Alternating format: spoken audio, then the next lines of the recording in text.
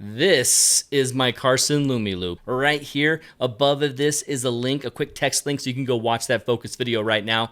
But this is my #1 tip for getting great focus when I'm doing Milky Way photography. I take this because it has a plastic cup. It keeps it perfect distance from it. Flush right up against my LCD screen. And then I tweak it until I get the perfect focus. There's one more tip that I want to give you tonight, and it is one that if you have really good vision and you can see dots on the back of your LCD screen, this is going to be a quick tip to help you know, oh wow, okay, I can see the dots, I'm out of focus. Check out this clip of me in Escalante explaining it right there on scene. There's a way you can quickly see the difference on the back of your screen, even if you're not sure if you quite nailed the focus.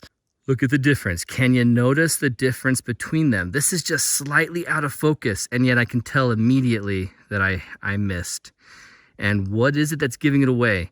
It's the brighter magnitude stars. Are there too many dots?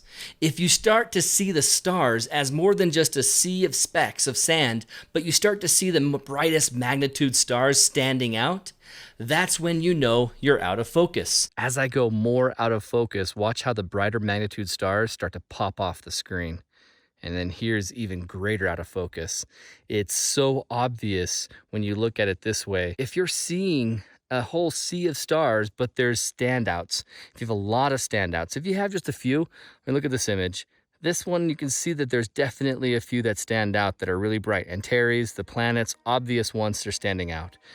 Back here, though, when I go over, there's a sea of them from corner to corner, middle, far left, far right. So if you have too many dots, that means the brightest magnitude stars are standing out. And when those brightest magnitude stars stand out, you know it's gone a little too far on the out of focus range. So try again. Awesome. Thank you for watching yet another 2-minute tip. I want to emphasize all of these tips are going to help anybody who's a complete beginner have a starting point. This might change. Your adventure might be different. Your gear might be different. You might prefer more star trailing.